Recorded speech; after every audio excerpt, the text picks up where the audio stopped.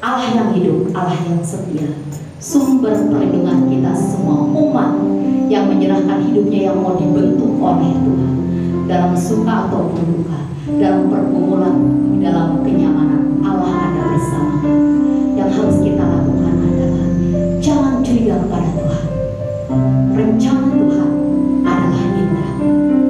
Firman Tuhan adalah perintah dalam hidup kita. Kita sambut kebenaran firman Tuhan. Kau berikan firman-Mu padaku sebagai jaminan.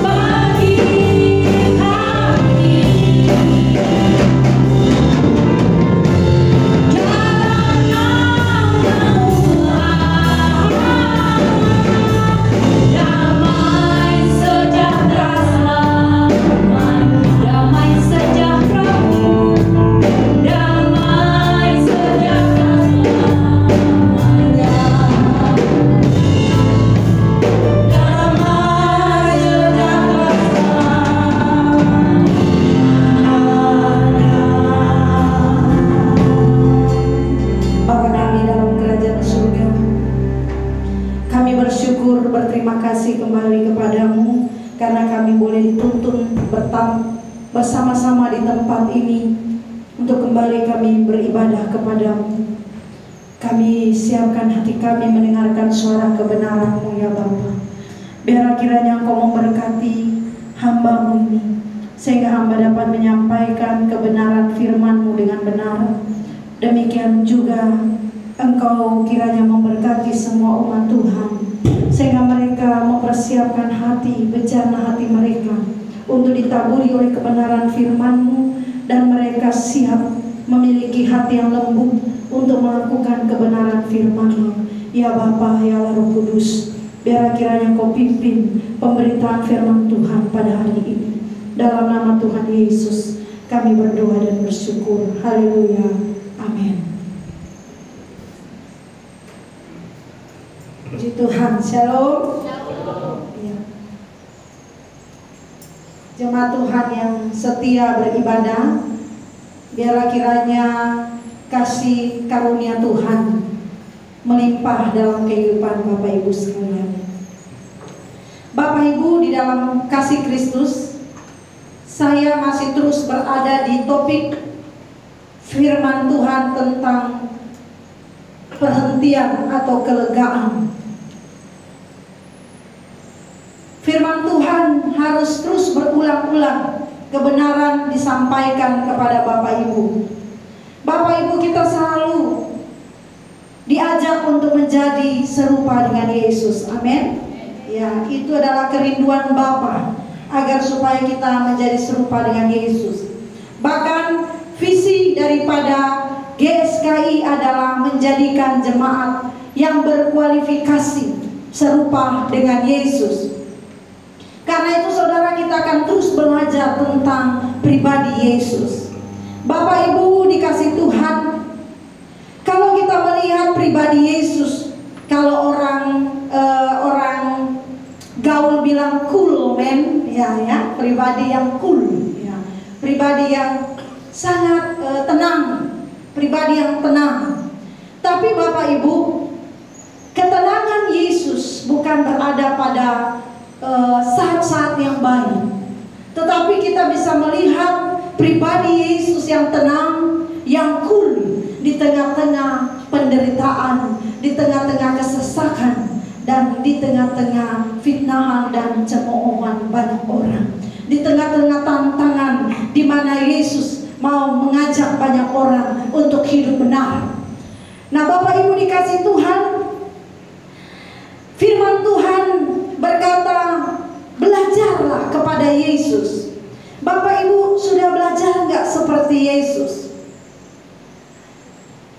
Terkadang Bapak Ibu di dalam konseling, ya, atau kita menasihati seseorang, kita mau katakan kepada orang tersebut, kamu belajar seperti saya. Betul ya?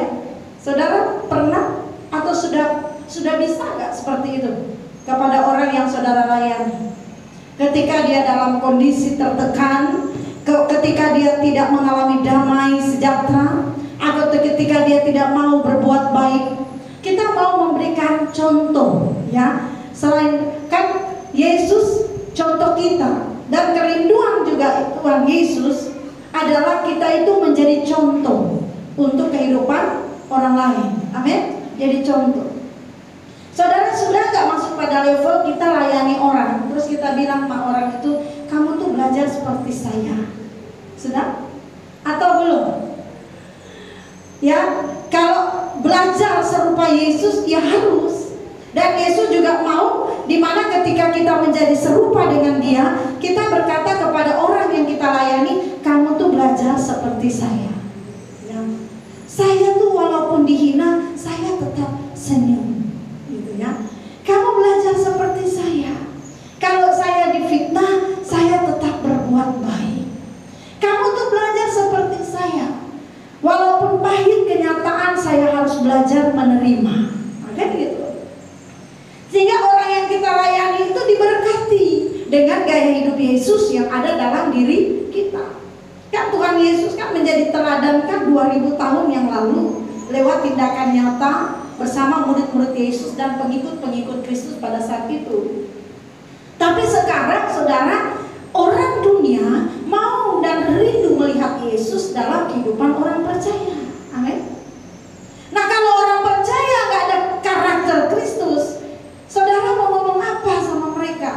Ketika saudara layani mereka, saudara ngomong kebenaran, terus mereka bilang begini, emangnya kamu itu seperti apa? Jadi orang akan meragukan kita ketika kita berbicara, kita tidak punya hidup seperti Yesus. Nah Bapak Ibu, firman Tuhan kita baca di dalam Matius 11 ayat 28 sampai 29. Firman Tuhan kembali kita baca, marilah kepadaku semua yang letih lesu dan berbeban berat, aku akan memberi kelegaan kepadamu. Pikulah kuk yang kupasang dan belajarlah kepadaku, karena aku lemah lembut dan rendah hati, dan jiwamu akan mendapatkan ketenangan. Di situ saudara firman Tuhan katakan, Yesus katakan, mari kepadaku, belajarlah kepadaku. Pribadi yang akan kita pelajari dari Yesus dikatakan jelas di sini adalah apa? Aku lemah lembut dan rendah hati. Bapak Ibu, kalau Bapak Ibu punya hati yang keras, Bapak Ibu gak akan bisa disempurnakan. Hati yang keras itu serta-merta menolak didikan. Kalau saudara dididik, kalau saudara diberi peringatan kebenaran, kalau saudara dinasihati dan serta-merta saudara menolak, saudara hatinya keras. Nah kalau keras, saudara nggak bisa pulang ke surga karena tidak bisa dibentuk menjadi serupa dengan Yesus. Kalau saudara diterpa dengan bagai masalah, satu masalah saudara nggak berubah, datang 2 kali masalah saudara tidak berubah, 3 kali masalah diterpa menimpa saudara tidak berubah, Anda punya hati yang keras. Dan hati yang keras akan bisa dibentuk menjadi indah. Maka Bapak Ibu dikasih Tuhan sebagai orang percaya, saudara harus punya hati seperti Yesus. Amin. Jangan saudara nyanyi lagu seperti Yesus tapi hatimu keras. Saudara orang yang langsung menolak ketika dinasihati belum tentu hatinya keras. Ada juga orang yang diam, silent, tapi belum tentu hatinya lembut. Kelemah lembutan itu saudara ketika diberitahukan sesuatu, hatimu rela menerimanya. Amin. Rela gak di mulut, ya iya deh, aku terima deh, iya deh. Orang yang bilang iya deh, aku terima deh, daripada ribut berisik, udahlah diam aja dia, udahlah. Ya. Bukan begitu. Tapi Anda benar-benar mau menerima dan melakukannya. Ya. Saya pernah ya kalau nasihati anak-anak, kalau dia udah rasa orang tuanya cerewet, bawel, iya udah dengar saya udah, iya. Bukan berarti dia dengar dan dia lakukan, bukan. Dia rasa tuh kita tuh berisik. Diam aja lah daripada sakit telinga saya. Nah Bapak Ibu, hati yang lembut itu saudara seperti Yesus. Yesus tidak bereaksi dan Yesus tetap melakukan kehendak Bapa. Amin. Nah Bapak Ibu, keinginan adalah satu-satunya milik yang paling sulit untuk dilepaskan. Sebab telah menyatu dalam diri kita. Tetapi Tuhan menghendaki kita melepaskannya bagi Tuhan.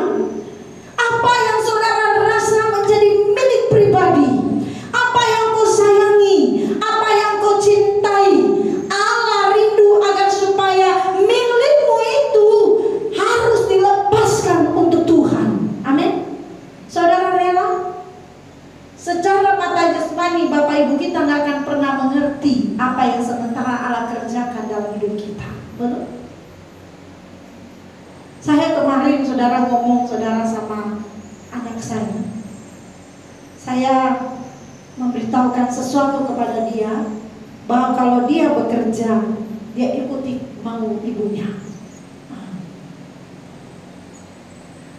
Bapak Ibu, sebenarnya waktu saya ngomong seperti itu, ada hati yang tidak tegas sebagai seorang ibu, karena kita tahu sebagai anak muda dia memiliki keinginan yang banyak untuk dipenuhi. Ya misalnya kalau ada duitnya dia pengen traktir teman-temannya jalan, ya kan? Nah, ada banyak hal-hal yang ingin dia penuhi. Tetapi saudara, saya ingin melihat, saya ingin ngetes. Ketika saya ngomong seperti ini, reaksi anak saya kayak apa, saudara? Dan ternyata betul. melepaskan keinginan itu sulit. Apalagi saudara yang sudah tuir-tuir di sini. Ya, saudara, ini saksi anak saya. Saya bilang begini, saya buka rahasianya. Karena kalau Kenneth nanti kerja, semua gaji buat mami. Oh, shock dia. Ya, saya juga bingung kenapa saya kok tiba-tiba pengen berdialog dengan anak saya ini.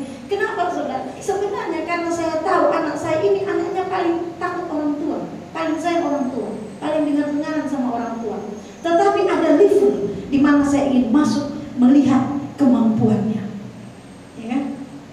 Anak saya ini, saudara, di sekolah guru bilang begini, dari teman-temannya itu banyak yang bandel. Ini anak ini sebenarnya punya kemampuan untuk bandel, tapi dia masih punya takut orang tua. Makanya masih ada rem, sehingga dia nggak langsung kebablasan. Nah, ada level yang saya pingin. Saya tanya anak saya berdialog, Kenneth mau pergi, iya mami, ntar lagi Kenneth PKL. Dia senang gitu ya. Dan dia bermimpi untuk beli motor. Ya sudah lama itu motor itu. Anak saya ini berkeinginan kuat. Kalau dia sudah bilang pengen motor, itu akan terus diulang-ulang sampai berapa bulan, berapa tahun. Kalau belum tercapai, dia ulang-ulang. Jadi dia udah senang nih mau PKL kan. Nah, kalau PKL mami bisa lah, ada mungkin gaji atau apa. Saya bilang oke. Karena bulan ini sudah mau PKL. Iya mami. Boleh nggak mami minta satu permintaan? Apa itu? Semua gaji Kenneth untuk mami. Oh, langsung dia. Oh, saudara, saya itu lagi ngebayangin begini, langsung terkubur keinginannya untuk beli motor gitu. Terkuburlah cita-citanya. Yang tadinya dia berharap saya nanti sudah mau gajian, saya mau nabung supaya selesai PKL 6 bulan, saya bisa beli motor. Tiba-tiba orang tua minta supaya semua gajinya buat mami. Saya bilang, Kenneth, sebelum menikah yang harus dulu lihat orang tua, ya. Dia bilang begini, boleh nggak mami? Jangan semua. Boleh nggak setengah? Enggak. Pokoknya permintaan mami semua. Atau begini, 90% buat Kenneth, 10% buat mami. Sudah, itu sudah kunci. Tidak boleh lagi ditawar menawar. Saya, saudara, udah lihat respon anak saya. Waduh, dia sudah sedih gitu ya. Tapi saya begini, Bapak Ibu, saya betul, keinginan sulit untuk dimatikan. Ya wajar, saudara, masih muda. Tapi kalau nggak dari muda kita melatih diri untuk melepaskan diri dari segala keinginan, kita akan sulit untuk mentaati perintah Tuhan. Amin.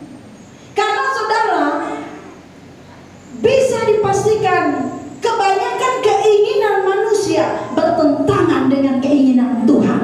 Amin. Bertentangan, Bapak Ibu. Kebanyakan keinginan manusia adalah ingin memuaskan hasrat duniawi, ingin memuaskan dagingnya.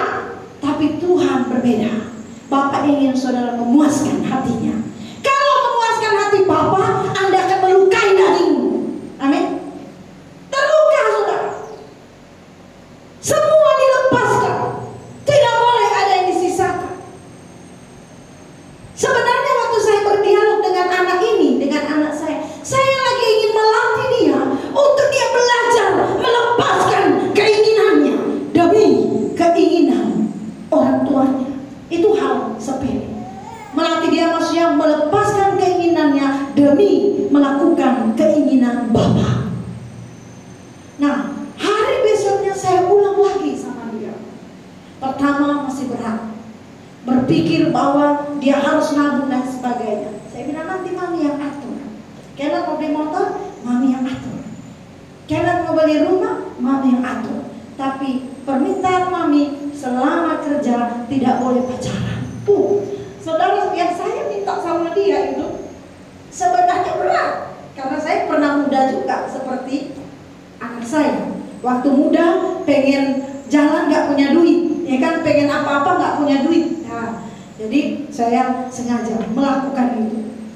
Tiba-tiba hari berikutnya saya ulang lagi, karena ingat permintaan mami. Iya.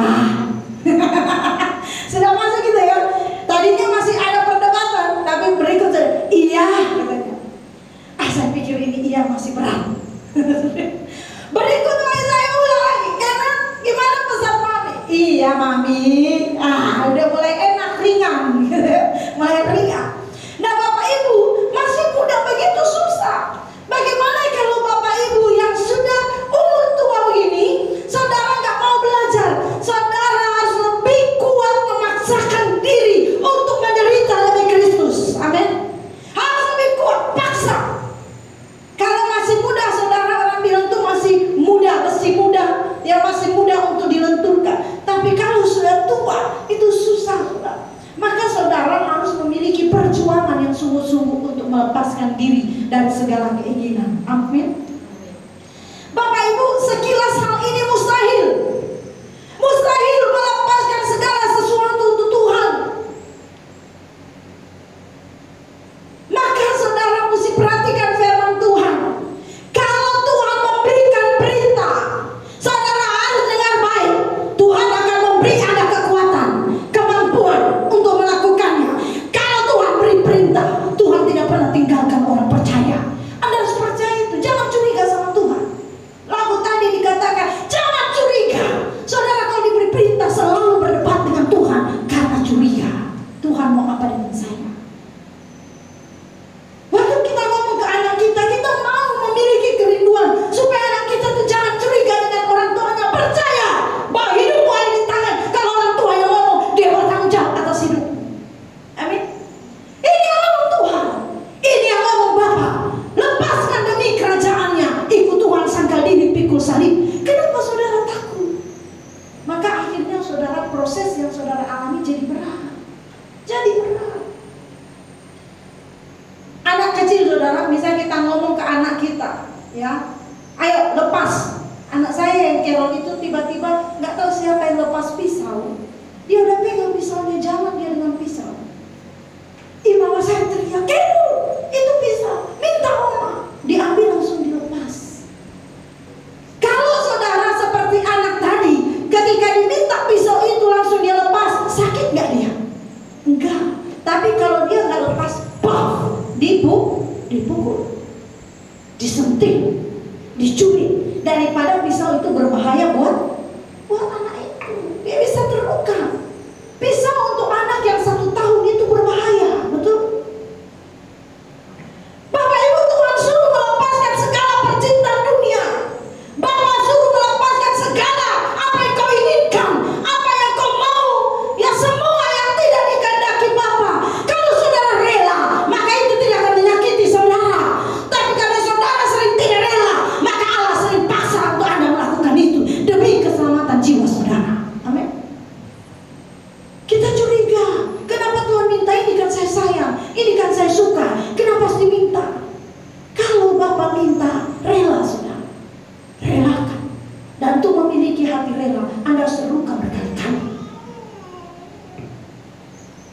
Saya sudah sering mengalami masalah, tapi ada satu kejadian masalah akan datang. Satu pesan Tuhan, miliki hati yang rela. Dan saudara tahu, untuk rela disakiti, rela dikhianati, rela ditinggal, rela dikata-katain, itu tidak mudah. Sakit. Tapi ketika kita rela, maka tidak akan melukai kita. Masalah tidak akan melukai kita, persoalan tidak akan melukai kita. Cukup punya hati rela. Amin. Kejadian yang kita alami tidak akan pernah menyiksa kita kalau kita rela. Maka saudara, kalau dikatakan oleh Bapa, engkau harus merelakan semuanya, lepaskan semua demi kerajaan Bapa, saudara berjuang, lakukan. Amin, lakukan.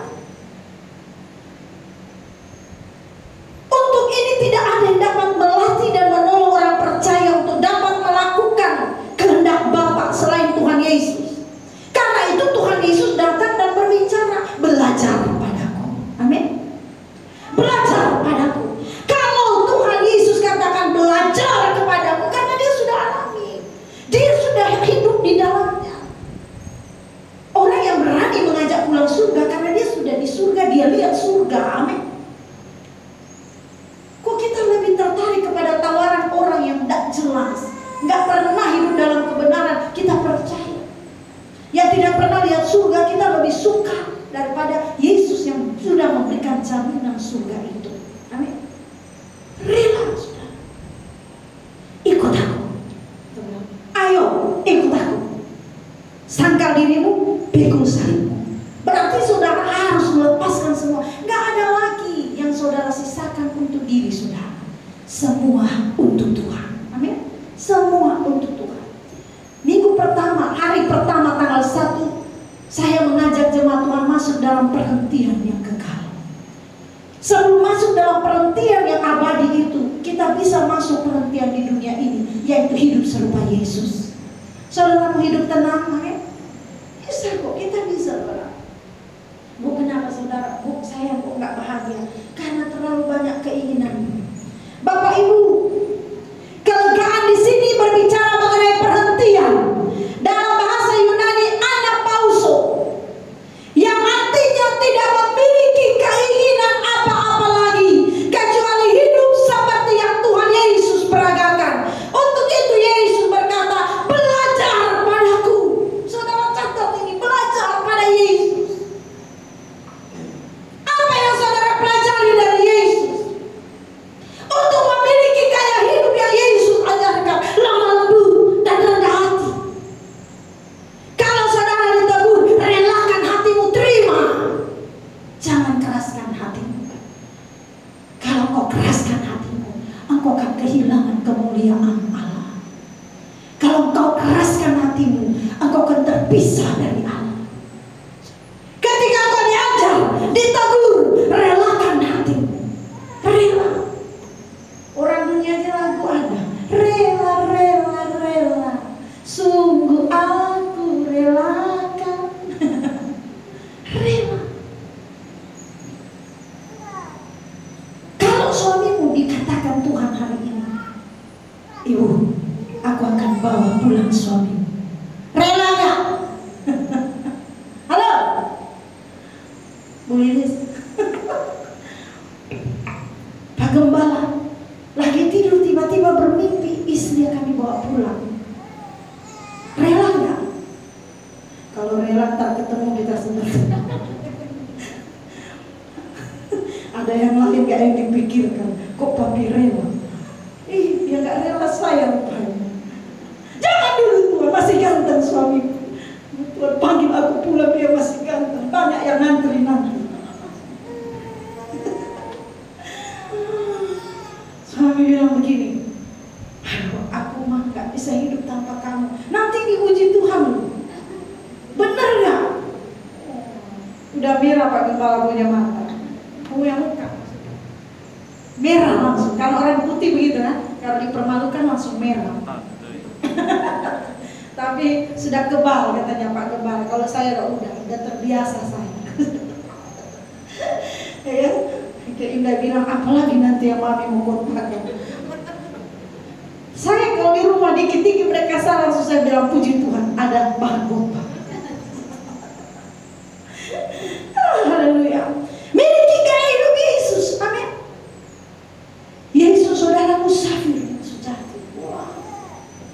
Dia gak pernah takut kehilangan apapun, karena dia tahu kemuliaan yang disediakan Bapa jauh lebih besar daripada kemuliaan dunia. Amin. Maka Yesus gak takut. Makanya ada lagu anak sekolah minggu itu, serigala ada lubangnya, burung di udara ada sarangnya, tapi Yesus tidak ada tempat untuk meletakkan kepalanya. Wah, kita ini saudara rumah ngontrak, kita ngoceh, betul nggak? Saya bersyukur aja rumah ngontrak yang penting bisa dibayar, puji Tuhan, nggak diusir. Kita ngontrak marah-marah. Saudara saya sampai hari ini kebanyakan tuh karunia menikmati, bukan? Malah ada milik sendiri nggak ditinggal. Karena saya sudah keenakan gitu kali.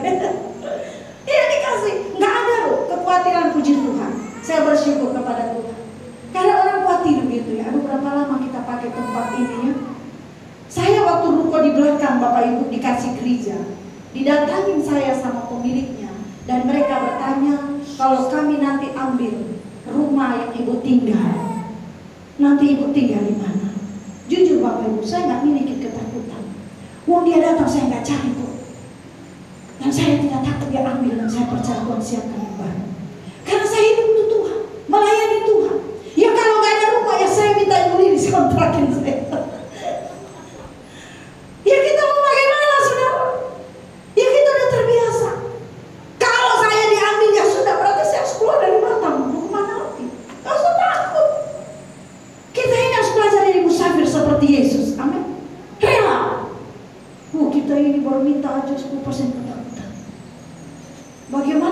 meminta semuanya. Gemetar kali, jangan lagi ke GSK. Gawat. Kurang bilang, kita kepada gereja sana 10%, datang ke GSKI 100% rupanya. Ngeri nih. Puji Tuhan, kita nggak lagi harus memberi 10%. Pas masuk GSKI 100%, tidak ada lagi untuk saudara. Wah, untuk apa ini Tuhan? Gimana ini? Ceritanya gimana ini? GSKI yang sesat atau yang mana yang sesat ini? Yesus ajarkan tidak ada lagi milik saudara. Dia pencipta, dia penebus. Orang yang ditebus tidak ada lagi sisa untuk dia. Amin. Semua untuk dia. Semua untuk Tuhan. Ketika engkau menolong orang tua, untuk Tuhan. Ketika engkau menolong orang susah, untuk Tuhan. Ketika engkau lakukan pada orang yang paling hina, yang paling kecil, untuk Tuhan. Semua untuk Tuhan. Ketika engkau berikan untuk saya juga untuk Tuhan. Amin. Iya, saudara, saya didatangi waktu itu duduk mereka. Kami mau ambil rumah. Saudara sudah tahu tempat tinggal kami sebelumnya, kan rumahnya gede, besar. Saya dengan santai saya kata, ya tidak apa-apa. Padahal mereka melanggar perjanjian. Perjanjian itu tidak seperti itu. Tapi saya tahu, saya ingat kebenaran. Jangan mempertahankan sesuatu. Jikalau orang meminta jubah bajumu, berikan jubahmu. Betul. Walaupun sakitnya tuh di sini, di dalam hatiku. Kenapa? Mengkhianati perjanjian. Tapi waktu mereka bilang mau ambil, saya bilang, Tuhan, ini bukan milik saya. Kalau saya pertahankan akan terjadi perselisihan. Kalau saya pertahankan akan terjadi namanya pengadilan. Tapi aku tidak mau. Aku rela, Tuhan. Mereka yang ngomong, mereka yang menangis. Karena tiba-tiba perkataan yang mereka keluarkan, jawaban saya berbeda yang mereka pikirkan. Mungkin mereka sudah pikirkan saya akan menolak karena perjanjian tidak seperti itu.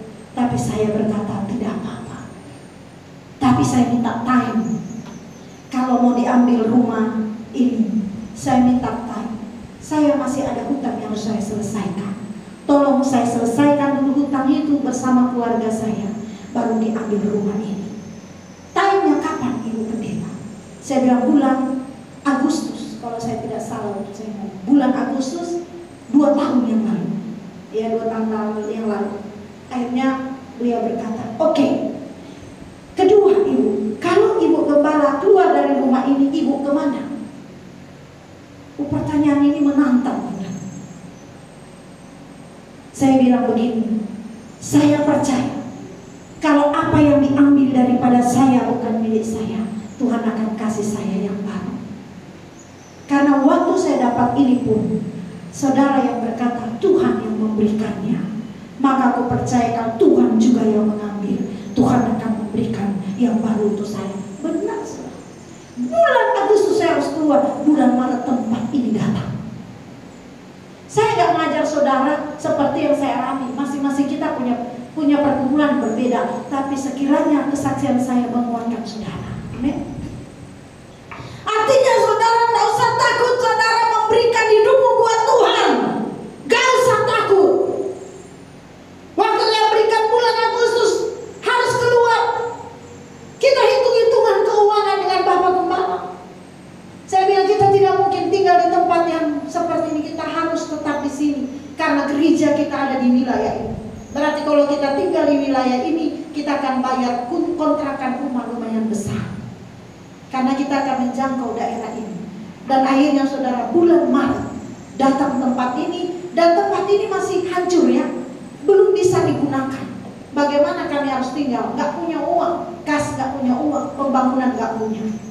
Tapi dengan cara Tuhan, tempat ini bisa dibangun. Dan sebelum, kalau nggak salah, sebelum akhir tahunnya, karena COVID, jadi yang punya tidak bisa datang dari luar. Dan akhirnya sebelum akhir tahun, kami sudah tempati tempat ini. Dan tempat ini bisa kita beribadah sekarang ini. Amin.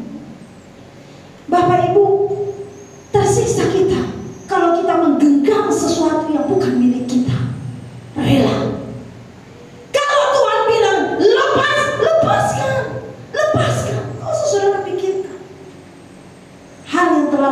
Saudara lupakan.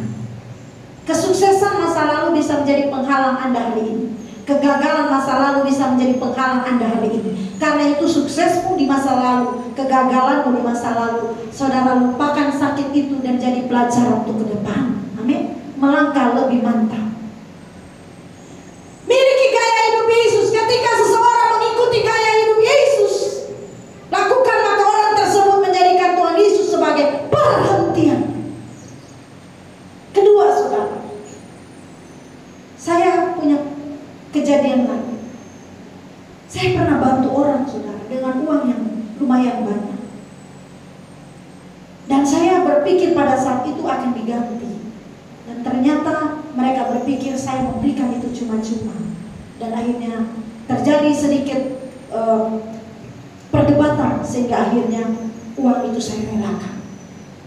Suatu kejadian berikut, orang tersebut yang melakukan itu terhadap saya mendapatkan kejadian yang sama, di mana saudara orang memakai uangnya, dan waktu dia ngomong ke saya uangnya hampir sama jumlah dengan uang yang dia makan uang saya. Dia datang, saudara, dan itu jadi masalah. Hampir mau bunuh-bunuhan gara-gara uang itu. Dia lupa waktu dia lakukan kepada saya merelakan itu. Dan ketika orang lain lakukan itu kepadanya, dia gak rela. Sampai dia datangi orang itu, diancam. Sampai bawa parang kalau nggak salah ya, mengancam-ancaman itu Pak Bupala tuh tangan bantu di sana. Waktu datang istrinya ke saya, dia tanya jalan keluarnya. Karena sudah memanas masalah uang itu, jumlahnya lumayan besar. Ya untuk kalangan kita, kalau kalangan orang kaya itu kecil gitu ya, kalangan kita itu sudah besar. Harus bagaimana ibu? Ibu gembala harus bagaimana? Ini sudah jadi masalah suami saya di sana. Ini bisa bunuh-bunuhan, sudah ancam-ancaman. Jadi gimana uangnya? Saya katakan sama orang itu, sama suaminya, bagaimana aku pernah rela. Kita harus berani ngomong itu. Bagaimana aku pernah merelakan. Aku minta juga mau relakan uang itu. Lepaskan. Demi nyawa. Demi nyawa suami. Akhirnya saudara, mereka relakan. Selesai.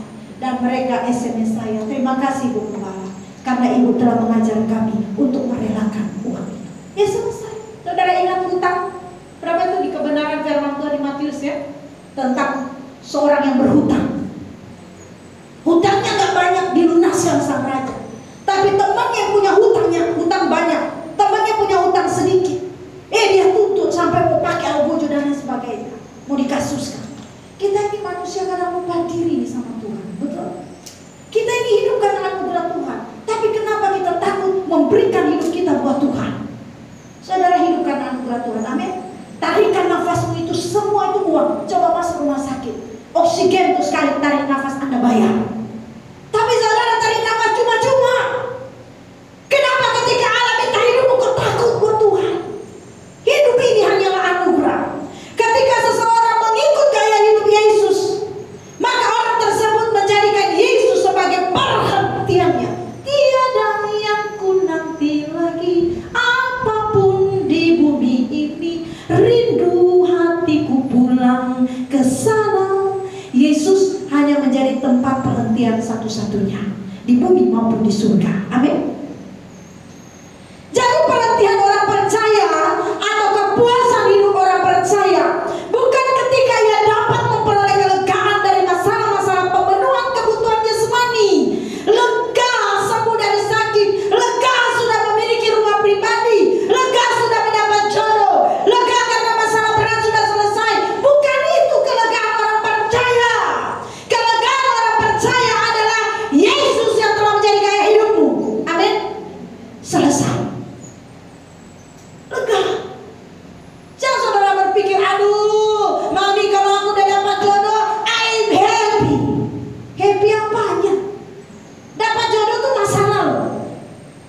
Masa lalu ini. Anda terikat, dicemburuin. Nah cantik kayak gini Anda dicemburuin. Udah ada pacar, gak boleh sembarangan. Mau kesana kesini gak boleh sembarangan, harus pamit. Itu masih pacar. Orang menikah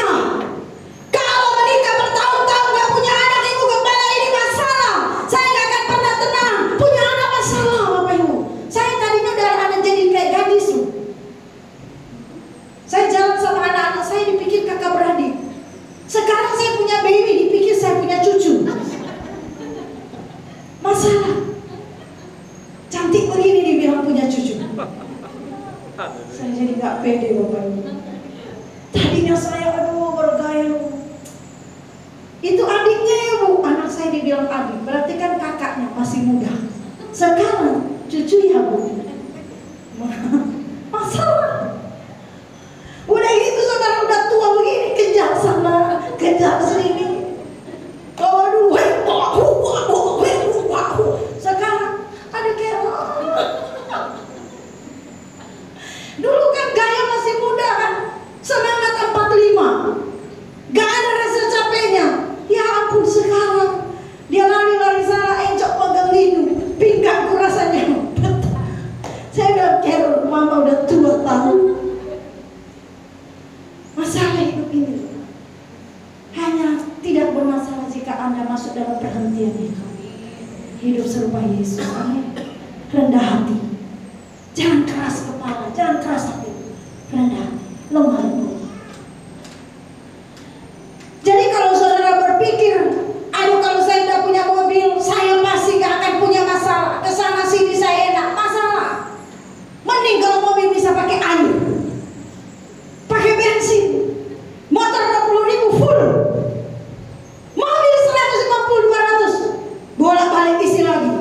Oh Allah bilang, aduh Tuhan, memang hidup ini kalau nggak tinggal diam di dalam Kristus, keinginan ini nggak akan pernah berhenti. Tuh, saya sempat pingin lagi punya mobil baru, gawat ini. Tapi puji Tuhan, keinginan itu karena firman mulai malu sendiri di hadapan Tuhan. Isi bensin jadi 200.000, kau udah mengeluh. Gimana kalau mobil besar? Tapi ya saudara tahu nggak keinginan ini? Kalau harga diri ini kadang kita sama Pak bawa mobil itu dulu, tiba-tiba lewat temennya 2 mobil yang keren besar lagi, mobil kita kecil, langsung begini, sombong amat itu orang, sama-sama pun pendeta. Coba aku punya mobil besar, gak malu kita kecil kali kita dibandingkan mobil itu. Nah ini kan bahaya harga diri, menuntut untuk dipenuhi. Nah kalau kita gak berjuang matikan, kita tersiksa gak? Tersiksa. Pengen punya mobil baru itu tersiksa, saudara. Karena apa? Siang malam kita pikirkan caranya, bahkan bisa gak makan, gak bisa tidur, bahkan diirit karena nabung di mobil. Capek saudara, mari kita mau belajar seperti Yesus, amin. Nanti orang di luar tanya begini, kau gereja di mana Pak? Saya, kenapa? Kita kan malu ya, takutnya gereja mungkin kecil, atau gerejanya jemaatnya sedikit, malu kita ngomong gereja GSKI. Nah, di mana dulu gerejamu? Gerejaku di tempat sana, iya kecil gereja. Iya, apa namanya? Iya terpaksa kita harus ngomongkan karena dipaksa. GSKI Jemaat Yesus Kristus. Aku ikutlah. Kenapa? Kau kayak gak ada masalahmu. Kamu kok tenang sekali. Nah, kita cerita kenapa? Karena saya sudah masuk dalam perhentian itu. Apa perhentian? Hidup serupa Yesus. Nah, selesai. Aku ikutlah GSKI. Kenapa saya mau belajar cara berhenti seperti yang kau alami? Amin. Tapi kalau ketemu orang shalom Pak, ya shalom. Kenapa buka barang? Pusing aku ini ribet kali ribet. Gereja di mana Pak GSKI? Oh ya makasih ya Pak. Nggak jadi aku gereja dengan Bapak ini seru. Tapi kalau ada shalom Pak, shalom Pak, Bapak jalan kaki dari mana Pak? Ya saya dari gereja. Kok bisa jalan kaki, mobil saya nggak ada bensin Bu, uang untuk isi bensin. Loh, kok Bapak nggak ada uang isi bensin, Bapak suka cita jalan ke gereja? Iya, karena saya rindu beribadah. Ini orang-orang yang udah masuk penantian. Jadi Bapak Ibu, hentikan keinginan yang berjuang dalam diri saudara. Jangan penuhi dia, karena dia akan tidak pernah puas. Amin. Gak pernah puas, semakin dipenuhi gak pernah puas. Saudara sudah pernah merasakan pegang duit banyak? Tenang gak? Gak tenang juga kan? Biarpun pegang duit banyak, tetap utang lewat kredit banyak. Mesti bayar kredit rumah, mesti bayar kredit mobil, mesti bayar listrik, mesti bayar air. Saudaraku, ingatlah, hanya orang yang rela kehilangan hak, kehilangan segala keinginannya, ia yang akan jadi hamba-hamba yang berkenan kepadanya. Dan mereka lah yang dapat menunaikan tugas pelayanan dengan baik.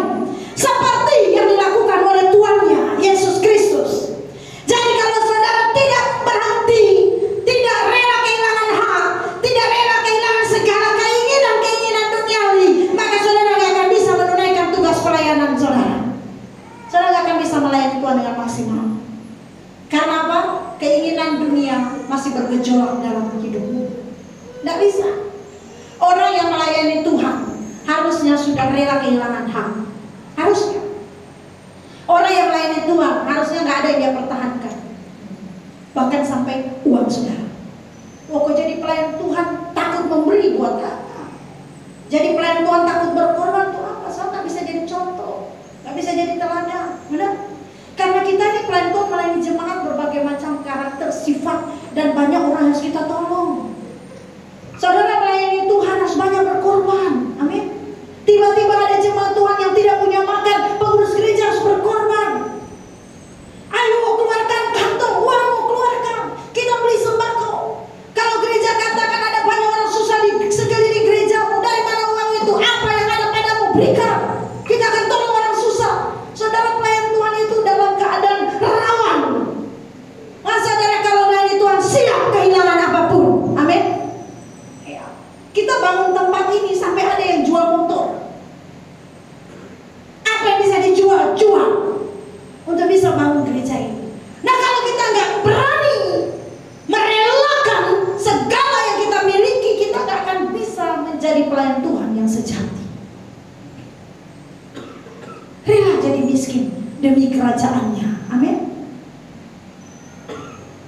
Tapi firman Tuhan berkata kan tidak ada dibiarkan. Daud bilang tidak ada orang yang untuk Tuhan meminta-minta roti. Nggak ada. Ada nggak saudara dapati orang yang all out buat Tuhan baru minta-minta? Ada? Ya ada saudara. Ya kalaupun saudara minta-minta yang bisa jadi bukan karena Tuhan, Anda malas. Ya kan? Pemalas. Ketika seseorang dapat melepaskan segala keinginannya, maka ia dapat merasakan kelegaan. Dia dapat merasakan perhentian yang Kristus sediakan. Inilah rahasia kehidupan Kristen yang sejati. Ketika Anda rela melepaskan, mematikan keinginan, Anda mendapat kelegaan. Jadi jangan saya pikir, marilah kepadaku engkau yang berbeban berat dan letih lesu, aku akan memberi kelegaan. Baru saya datang, saudara datang ke gereja, kucuk, datang bawa sudah selesai. Enggak, ini dia kelegaan yang sejati. Ini dia ketika engkau rela melepaskan segala hakmu untuk Tuhan. Amin. Tidak ada lagi keinginan-keinginan duniawi yang bergejolak dalam hati. Latih saudara, latih diri saudara. Kalau kita punya sesuatu, kadang-kadang saudara mesti pikir begini. Ini yang kita punya ini, kalau datang tiba-tiba saudara datang uang yang plok 10 juta. Itu saudara pikirkan itu bukan punyamu, itu punya Tuhan. Sehingga ketika diminta kau rela. Amin. Rela. Tapi kalau saudara datang uang 10 juta, dah ini punya saya.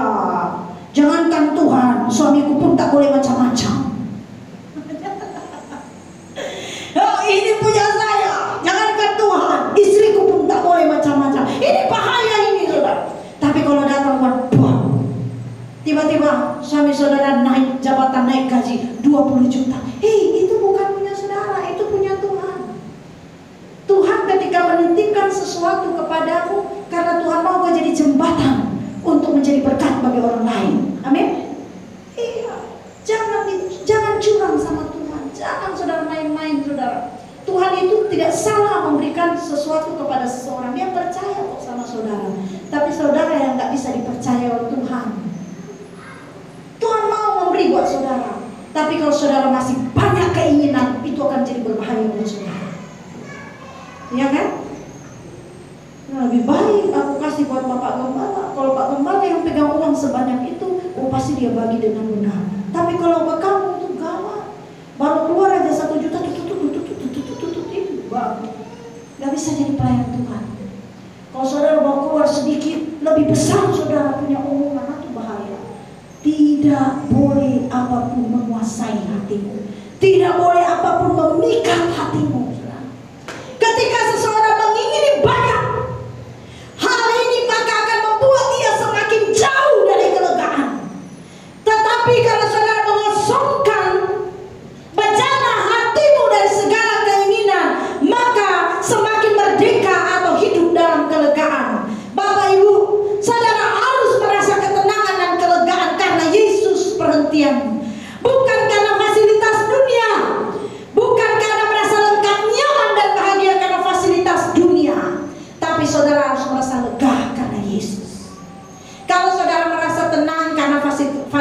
dunia, Anda sedang ada dalam berhala. Saya tenang. Bu, ibu tenang. Ya, suami saya naik gaji. Saya tenang. Kenapa bu? Ya bisa beli ini, bisa beli itulah. Setidaknya saya bisa memenuhi keinginan saya. Saya tenang. Kalau karena uang Anda tenang, itu berhala. Bapak ibu dengar. Kalau karena Anda bisa beli mobil baru Anda tenang, itu berhala. Kalau karena jodoh, Anda dapatkan bertahun-tahun gak punya jodoh, tiba-tiba Anda dapat jodoh, itu berhala. Anda harus tenang karena mengalami pribadi Yesus. Kalau saudara tenang, saudara lega karena Yesus tempat perhentian satu-satunya dan mengenakan kehidupannya, Anda tidak memberhalakan apapun. Tapi kalau karena laptop, karena handphone bagus, handphone apa mau keluar iPhone sekarang yang terbaru, gara-gara fasilitas dunia Anda tenang, itu berhala. Maka Anda akan bertemu Tuhan. Bapak ibu, jangan ada apapun yang memikatmu sehingga tidak ada berhala dalam hidup saudara. Hanya Yesus. Amin. Filipi 4 ayat 7. Damai sejahtera Allah yang melampaui segala akal akan memelihara hati dan pikiranmu dalam Kristus Yesus. Jika seseorang sudah merasakan damai sejahtera Allah yang sejati, yang melampaui segala akal tersebut, maka ia tidak akan mengingini hal yang lain. Orang yang telah mematikan segala keinginan dunia, hasrat dunia, orang yang telah melepaskan segala hal, tidak ada lagi yang ia rasa miliki. Ia telah mendapatkan damai sejahtera yang melampaui segala akal. Jadi kalau saudara belum masuk dalam perhentian itu, mari berperkara dengan Tuhan hari ini. Karena besok bisa jadi bukan lagi milik saudara. Besok bisa terlambat. Bapak ibu yang belum tenang hari, yang gelisah menghadapi hari, Anda yang stres setiap hari, berarti Anda belum masuk dalam perhentian Kristus. Kalau saudara melepaskan segala hal, menyerahkan semua untuk Tuhan, dan saudara jadikan Tuhan perhentianmu, damai sejahtera Allah yang melampaui segala akal akan memelihara hati dan pikiranmu. Amin. Tujuan hidupnya adalah Tuhan dan kerajaannya. Apapun yang dia miliki, dia ingat Tuhan. Apapun yang dia kerjakan, dia ingat Tuhan. Apapun yang dia peroleh, dia ingat Tuhan. Tuhan menjadi fokus hidupnya satu-satunya. Firman Tuhan berkata, belajarlah kepada Tuhan Yesus, ia lemah lembut dan rendah hati. Mari kita bangkit berdiri. Kalau Bapak Ibu rindu masuk dalam perhentian yang Yesus tawarkan, saudara harus menyerahkan segala hakmu kepada Tuhan. Katakan, Tuhan, aku mau belajar seperti Engkau. Refnya saja kita menyanyikan, tiada yang ku nanti lagi apapun di bumi ini. Terima kasih Bapak. Bapak ibu saudara, kalau saudara diberkati oleh firman Tuhan, mari saudara jangan cukup menjadi pendengar, tapi mari miliki komitmen yang kuat untuk berubah.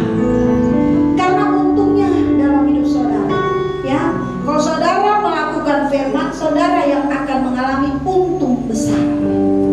Lakukan. Kita tuh gembala, pendeta, hamba Tuhan, rindu melihat saudara tuh mengalami apa yang dikatakan Tuhan. Lega.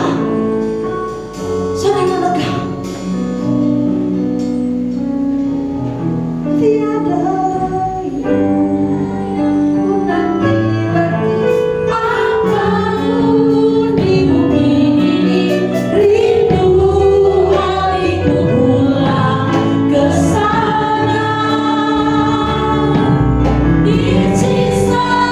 Hari-hariku berbuah-buah.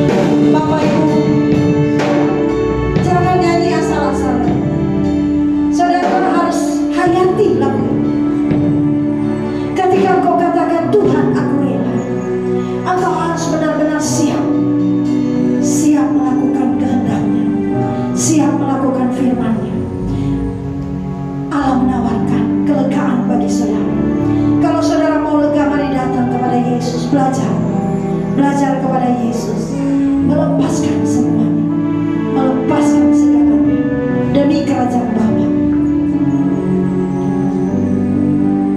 Mari renungkan firman Tuhan ini, Bapak. Apa yang membuat saudara tidak tenang hari-hari ini? Kalau saudara rela melepaskan semuanya, saudara rela melepaskan kemuliaan duniawi, saudara akan mengalami kelegaan. Jangan takut kehilangan apapun demi kerajaan Bapa.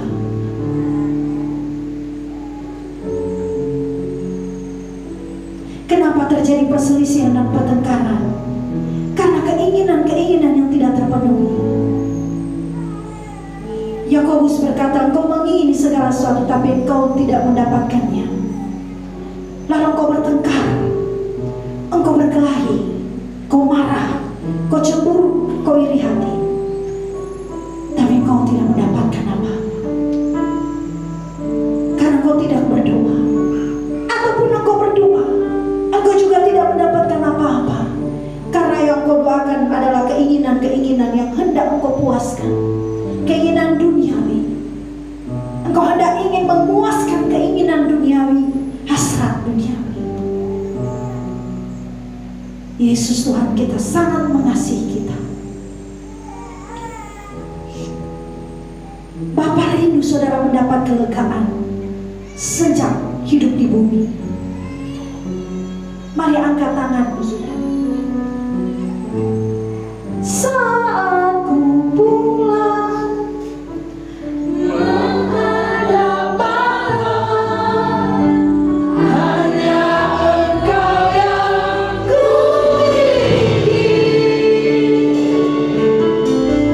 Kerinduan hatiku, kehausan jiwaku, dapat ku memandang wajah-Mu. Saat ku pulang, saat ku pulang menghadap Allah, hanya Engkau yang ku miliki. Kerinduan hatiku, kehausan jiwaku, dapat ku memandang. Katakan kembali, kerinduanku hanya untuk memiliki Yesus dan kerajaan-Nya. Kehausan jiwaku, dapat ku memandang. Saat ku pulang, haleluya. Saat ku pulang menghadap Bapa, hanya Engkau yang ku miliki. Kerinduan hatiku, kehausan jiwaku, dapat ku memandang wajah-Mu. Mari angkat tangan saudara. Terpujilah nama-Mu Bapa kekal selama-lamanya. Pilihan ada di tangan kami. Kalau kami mau mendapatkan kelegaan yang Kau tawarkan, kami harus lakukan kebenaran firman. Tapi kalau kami masih mengeraskan hati kami, maka kami harus menerima resikonya. Bapa, Engkau memberikan kepada mereka yang mau menerima. Dan hamba berdoa bagi mereka yang menerima firman Tuhan dengan rela hati pada saat ini. Ya Bapa, beri mereka kekuatan, beri mereka kemampuan untuk melakukan kebenaran firman. Tolong mereka, jagai mereka, lindungi mereka dimanapun mereka berada ya Bapa. Jangan kami tinggal sendiri. Biarlah kami berjalan bersama-Mu Bapa sampai akhir hidup kami. Di dalam nama Tuhan kami Yesus Kristus, angkatlah kedua belah tanganmu, terimalah berkat Tuhan. Kiranya anugerah yang melimpah dari Allah Bapa kita yang di surga, yang dikerjakan di dalam anaknya Tuhan kita Yesus Kristus, dan persekutuan penghiburan di dalam Allah Roh Kudus menyertai dan memberkati saudara sekalian hari ini sampai selama-lamanya. Amin. Tuhan Yesus memberkati. Bapak Ibu silakan duduk.